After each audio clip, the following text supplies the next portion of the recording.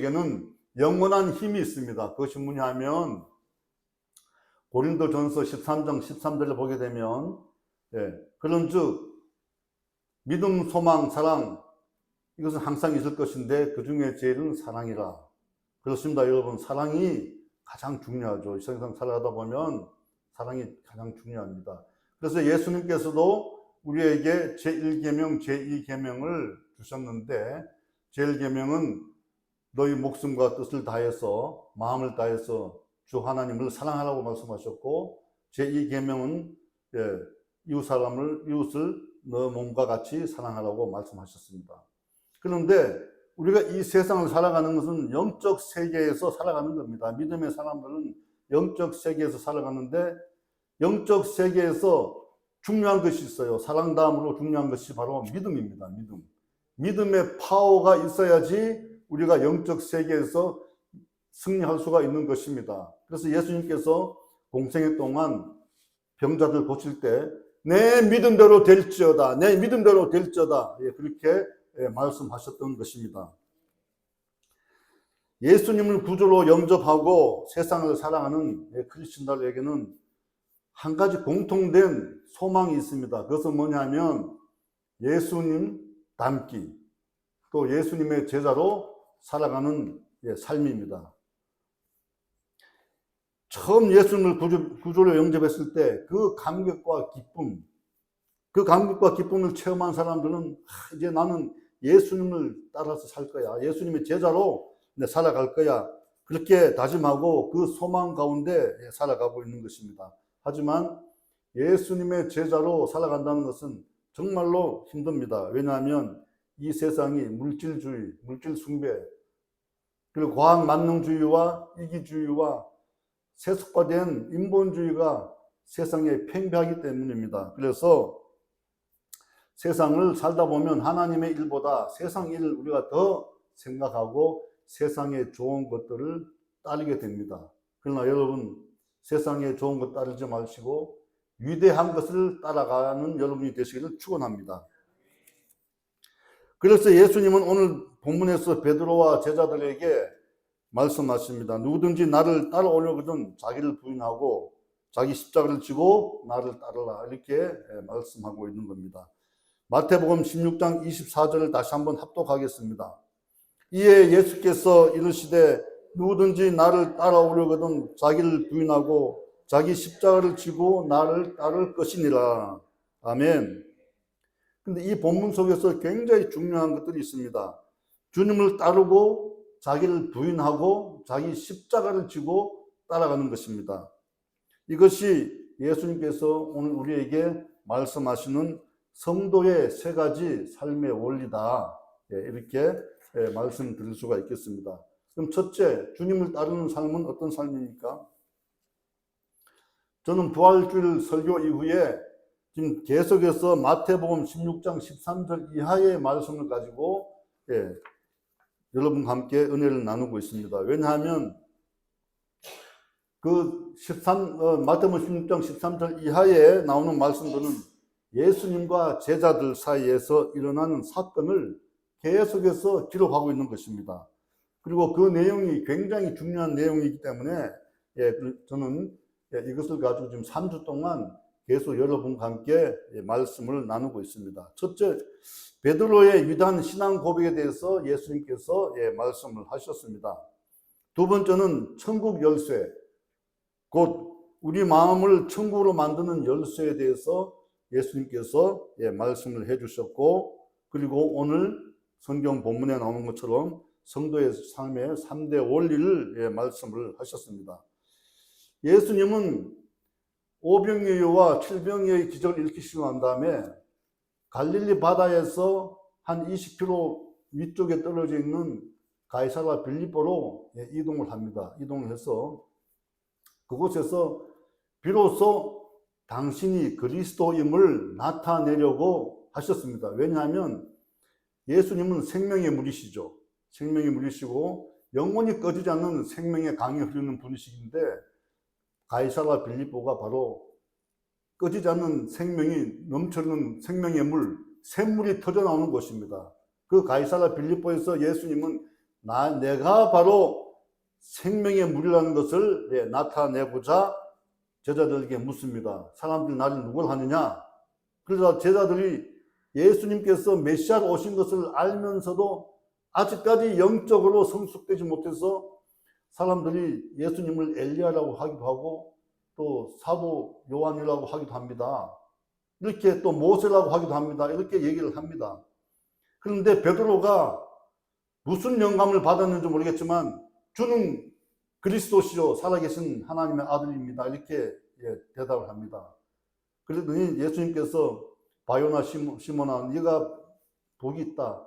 너 이것을 알게 한 것은 너의 생각이 아니고 하나님께서 너를 이 사실을 알게 했다. 이렇게 말씀하십니다. 그러면서 너는 베드로라 반석이라 그리고 이 믿음의 고백 위에 내가 내 교회를 세우리니 음부의 권세가 이기지 못하리라 이렇게 말씀을 합니다.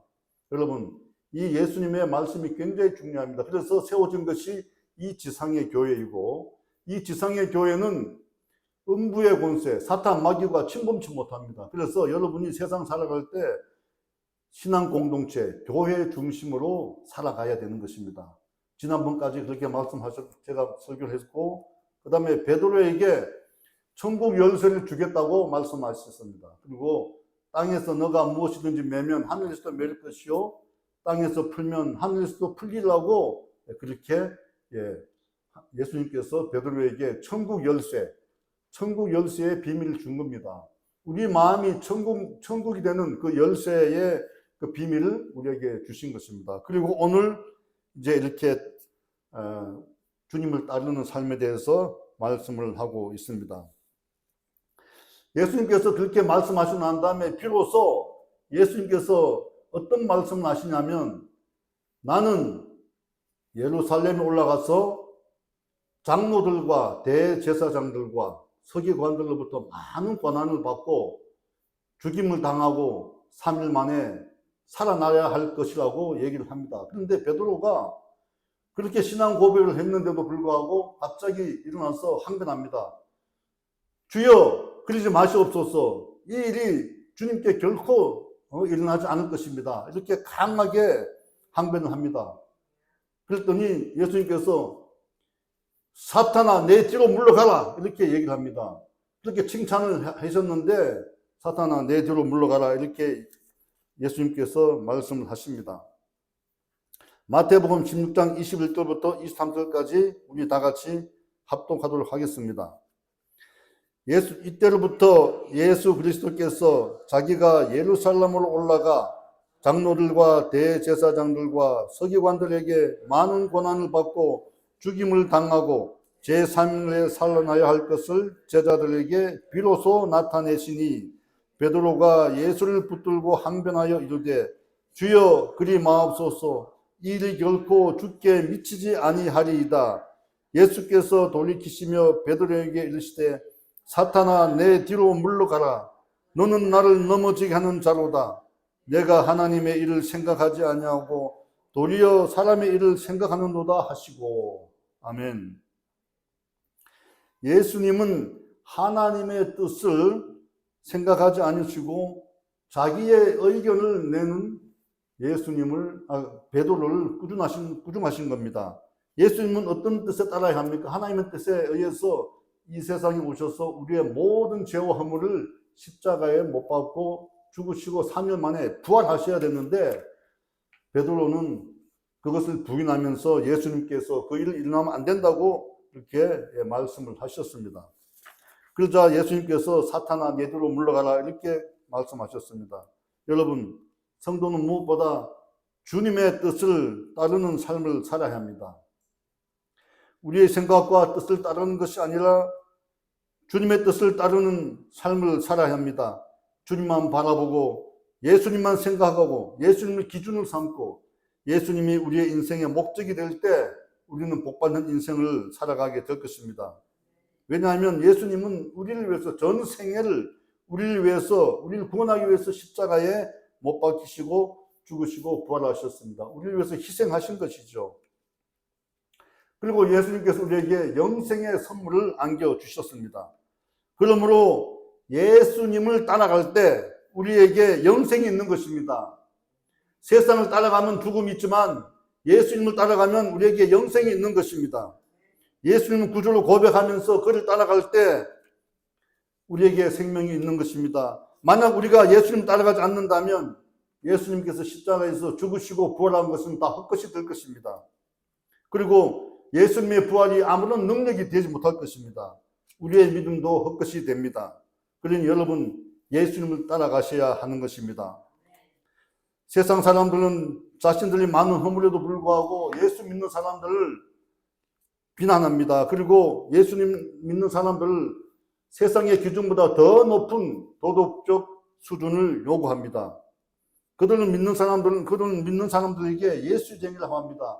어릴 때 우리는 예수쟁이라고 소리 들으면 굉장히 화가 나고 싸우려고 그랬지 않습니까? 예수쟁이 하면은 굉장히 듣기가 싫었는데 지금 생각하면 예수쟁이 하면요 굉장히 훈장을 받은 겁니다. 훈장 받은 명칭입니다. 예수쟁이. 다들 예수쟁이로 살아가는 그런 복된 삶을 살아야 되는 것입니다. 그 사람들이 왜 예수쟁이를 하느냐? 예수님에 대해서 잘 알지도 못할 것입니다. 왜냐하면 예수를 구주로 자기가 고백하고 영접하지도 않았는데 예수처럼 너도 살아야 돼. 그러면서 예수쟁이를 하는 거거든요. 그래서 우리가 예수님처럼 살아가야 한다는 것을 세상 사람들도 압니다. 마치 오늘 베드로에게 예수님께서 말씀하신 것처럼 세상 사람들도 우리에게 예수님처럼 살아가라는 도덕적 기준과 윤리적 기준을 제시하고 있는 것입니다.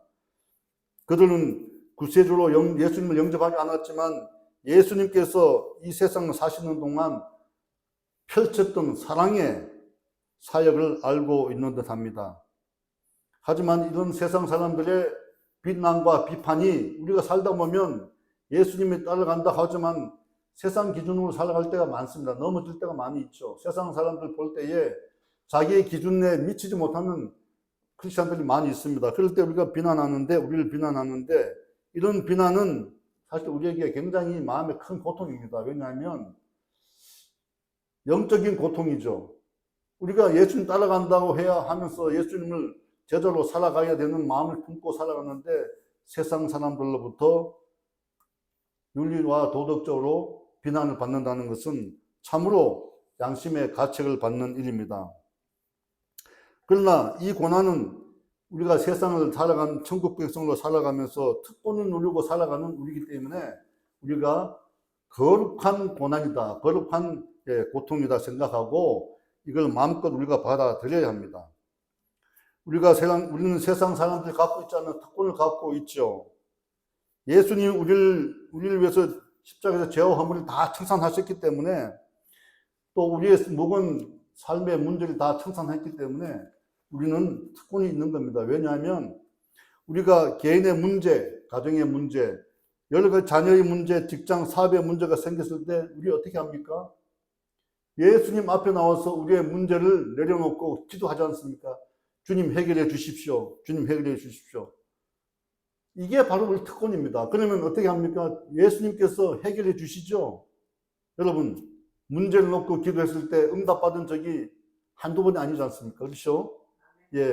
예수님께서 해결해 주시고 하나님께서 해결해 주시는 것입니다. 이것이 우리가 세상 사람들 갖고 있지 않는 특권을 갖고 있는 것입니다. 세상 사람들은 기도할 대상이 없어요.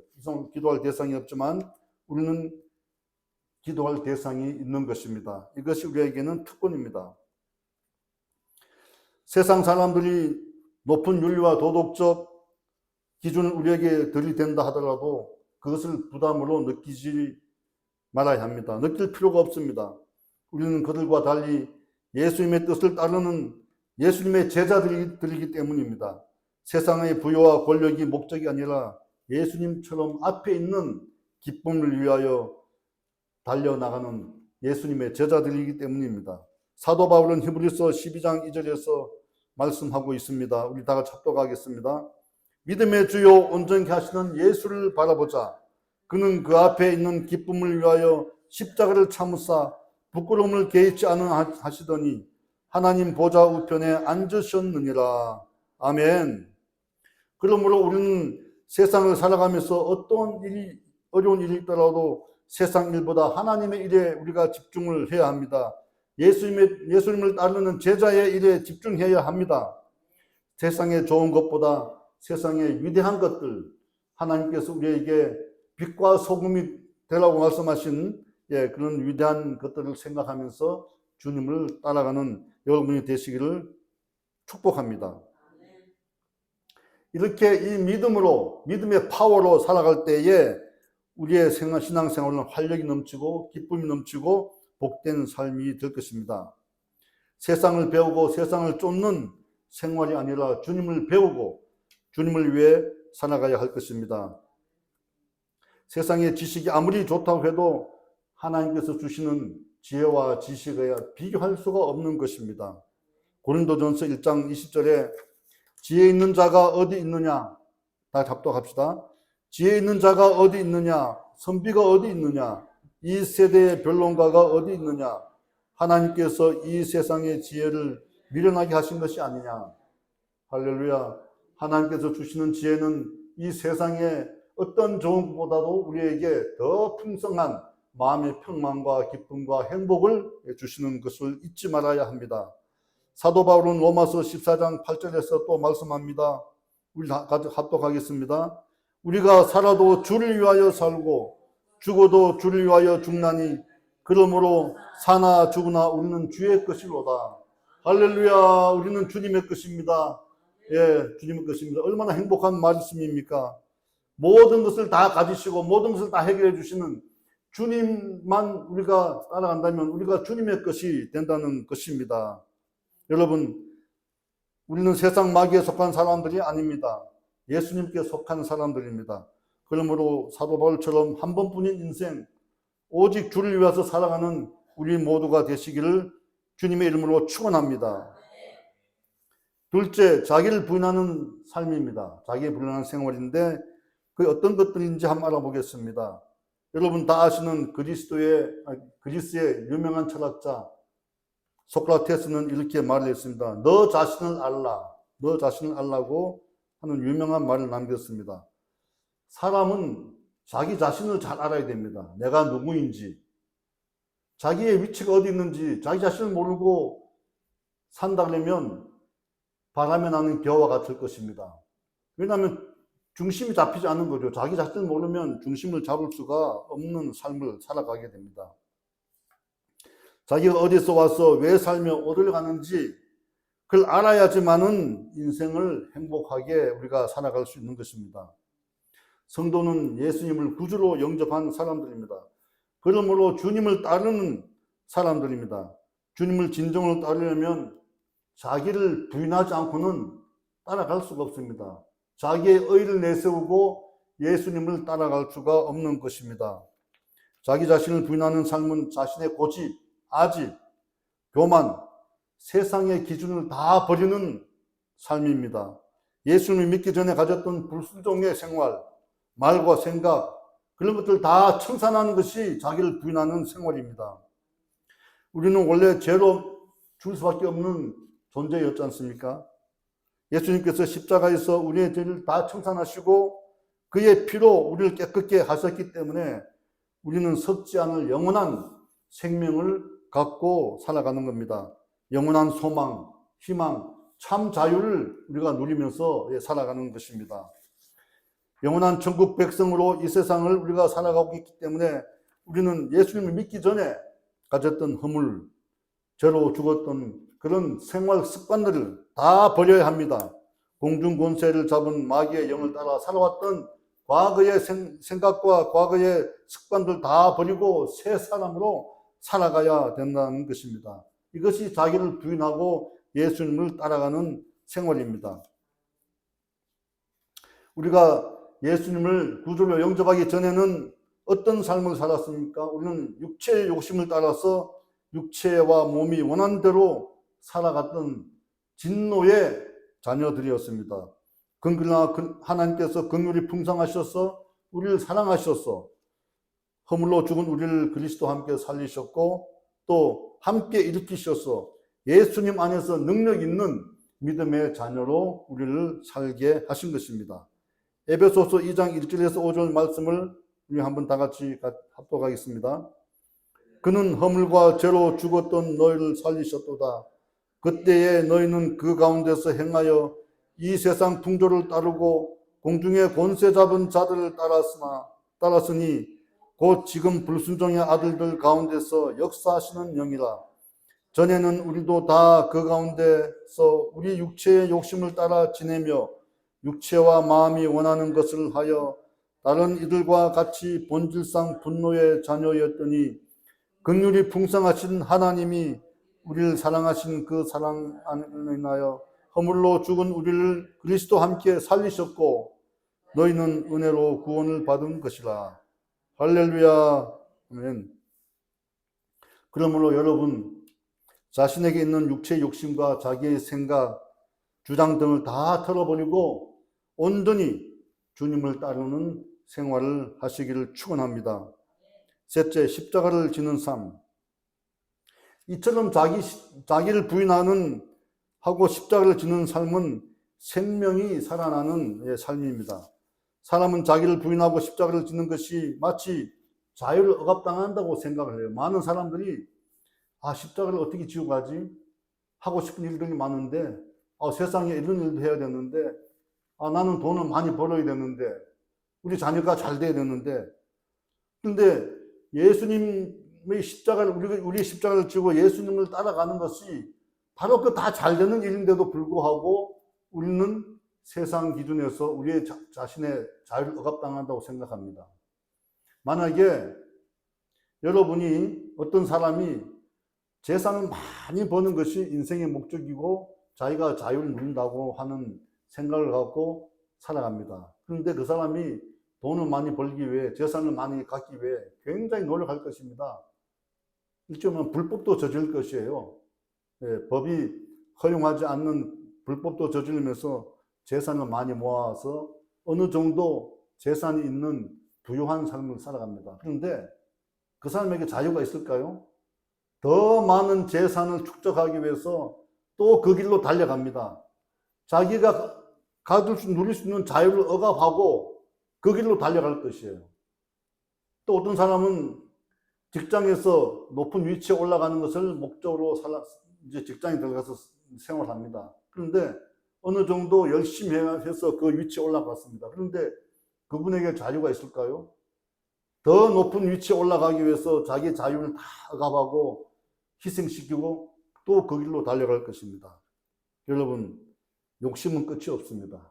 욕심은 끝이 없고 욕심은 탐욕을 낳게 되죠. 그리고 탐욕은 반드시 우리에게 파멸의 길로 인도할 것입니다.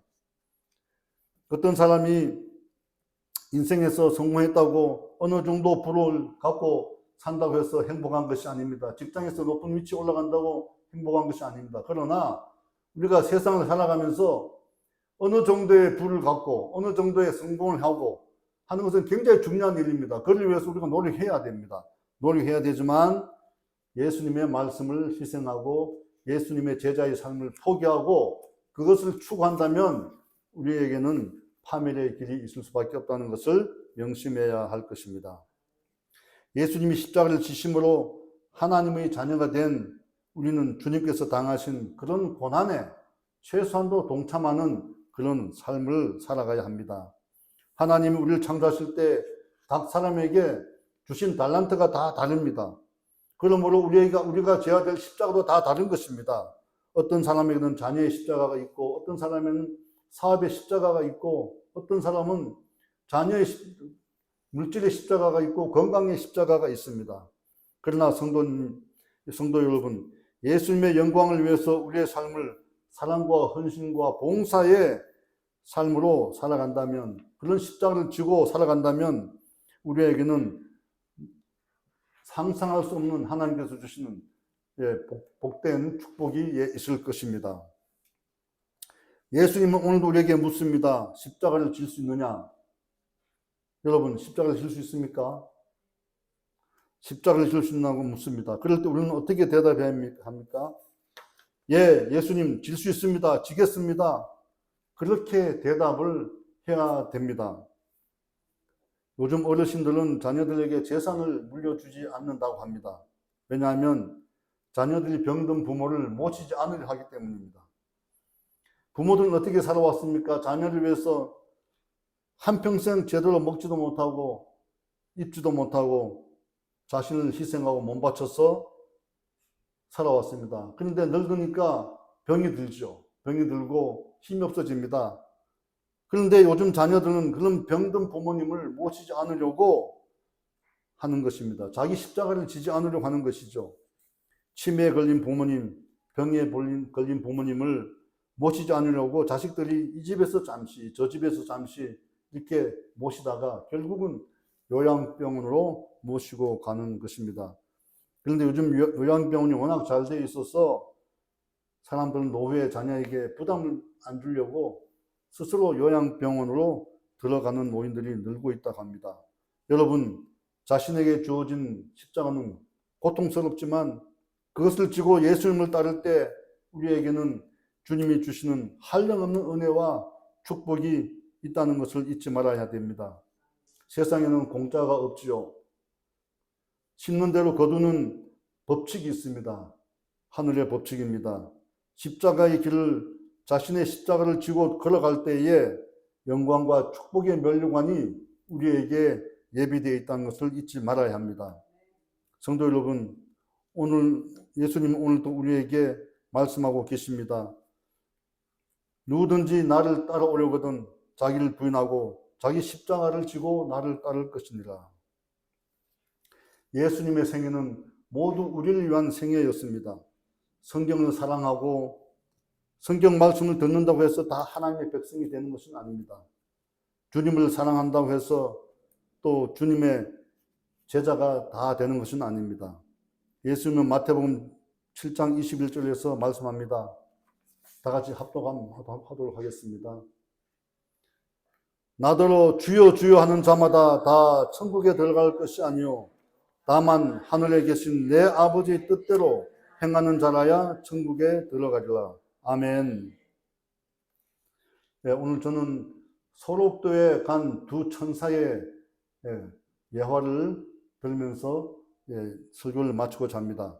1962년 한센병 환자들이 살고 있는 전남 고흥 소록도에 백안의 젊은 여성이 왔습니다. 이름은 마리안느였습니다. 마리안느 지금 나오죠. 마리안느.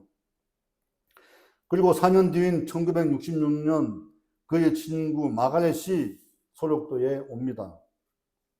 두 사람은 오스트리아에서 하나님의 부르심을 받고 수녀가 되었습니다. 그리고 간호사 공부를 같이 했습니다.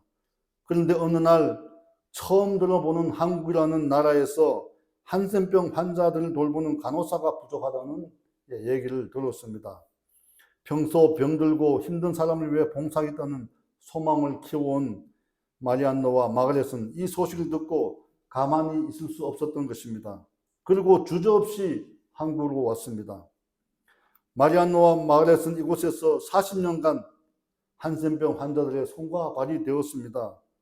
이들이 40년 동안 사랑으로 한센병 환자를 돌보는 사이 6,000명에 이르던 한센병 환자들이 600명으로 줄었다고 합니다.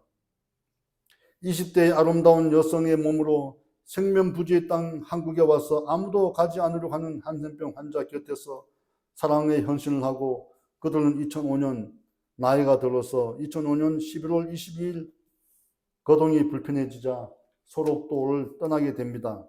편지 한 통만 남기고 소록도를 떠났습니다. 마리안느는 올해 90세가 되었습니다. 그리고 마가렛은 88세던 지난해 9월 22일 천국으로 올라갔습니다. 우리 정부는 올해 그들에게 훈장을 수여했습니다. 성도 여러분, 한평생 주님이 걸어가신 그 고난의 길, 우리를 위해서 영생을 주시고 십자가에 죽으시고 부활하신 주님의 그 길을 우리도 따라가야 될 것입니다. 우리의 십자가를 지고 묵묵히 걸어가면 평생 우리에게 말할 수 없는 기쁨과 즐거움과 행복이 따를 것입니다. 그리고 천국에서 우리에게 영광의 면류관이 예비해 있다는 것을 잊지 말아야 합니다. 이런 삶을 살아가기를 원하는 여러분들에게 주님의 축복이 있기를 소망합니다. 축원합니다.